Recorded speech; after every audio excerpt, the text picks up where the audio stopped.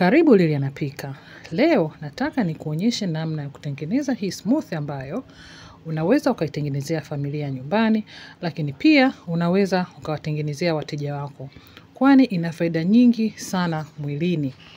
Kutengeneza smoothie utahitaji kuwa na papai ambalo utalikatakata na kuweka kwenye blender kisha umetoa zile mbegu zake zote.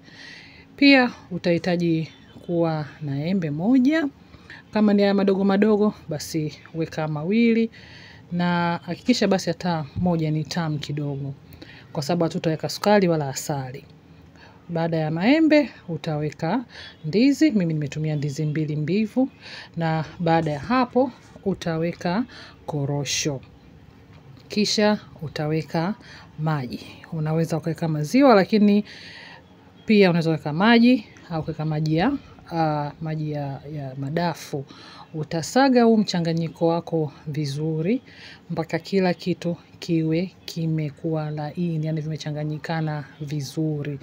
Hii itachukua kama dakika 2 hadi 3. Baada ya hapo smoothie yako itakuwa iko tayari. Hii smoothie ni nzuri sana kwani inafungua tumbo na inafanya ujisikie umeshiba kwa muda mrefu.